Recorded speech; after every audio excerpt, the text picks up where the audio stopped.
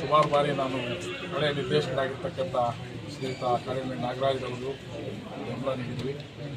ಅದೇ ರೀತಿಯಾಗಿ ಮಾಜಿ ನಿರ್ದೇಶಕರಾದ ರಾಜೇಂದ್ರ ಗೌಡರು ಬೆಂಬಲ ನೀಡಿದ್ವಿ. ಈಗ ಅವರೇ ನನ್ನ ಪ್ರತಿಸ್ಪರ್ಧಿಗಳಾಗಿದ್ದಾರೆ. ಚುನಾವಣೆಯಲ್ಲಿ ನಾವು ಪಕ್ಷೇತರರಾಗಿ ಸ್ಪರ್ಧೆ ಮಾಡಿದ್ವಿ. ಅವರು ಪಕ್ಷದಲ್ಲಿ ಗುರುತಿಸ್ಕೊಂಡಿದ್ದಾರೆ.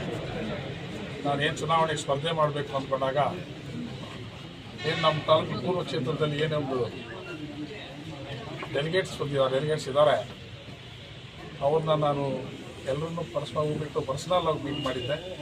ಈ ರೀತಿ ನಾನು ಚುನಾವಣೆಗೆ ಸ್ಪರ್ಧೆ ಮಾಡಬೇಕು ಅಂದ್ಕೊಂಡಿದ್ದೀನಿ, ನಿಮ್ಮ ಸಹಕಾರ ನಾವು ಸಿಗ್ತದ ಅಂತ ಹೇಳಿದ್ದೆ.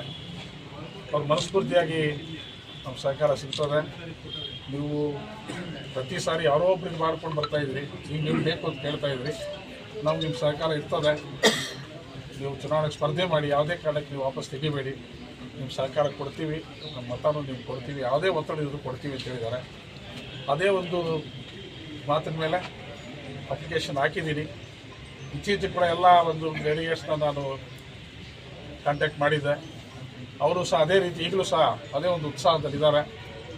ನಾವು ಅಲ್ಲಿಗೆ ನಾವು ನಿಮ್ಮ ಬೆಂಬಲ ಕೊಡ್ತೀವಿ, ನಿಮ್ಮ ಮತ ಕೊಡ್ತೀವಿ ಅಂತ ಹೇಳಿದ್ದಾರೆ. ಆ ಒಂದು ನಂಬಿಕೆ ಮೇಲೆ ನಾನು ಇವತ್ತಿನ ಚುನಾವಣೆ ಸ್ಪರ್ಧೆ ಮಾಡಿದ್ದೀನಿ. ಏನು ನನಗೆ ಒಂದು ಆಶ್ವಾಸ ಕೊಟ್ಟಿದ್ದಾರೆ, ಅವ್ರು ಯಾವುದೇ ಕಾರಣಕ್ಕೂ ಸಹ ಮಾತು ತಪ್ಪಲ್ಲ ಅನ್ನೋ ನಂಬಿಕೆ ನನಗಿದೆ. ಮಾತು ತಪ್ಪಕ್ಕೆ ಆಗೋದಿಲ್ಲ ಅಂತ ಕೂಡ ಒಂದು ವಿಶ್ವಾಸವಿದೆ. ಯಾಕಂದರೆ ನನಗೆ ಅವ್ರ ನಡುವೆ ಅಷ್ಟು ಒಡನಾಟ ಚೆನ್ನಾಗಿದೆ.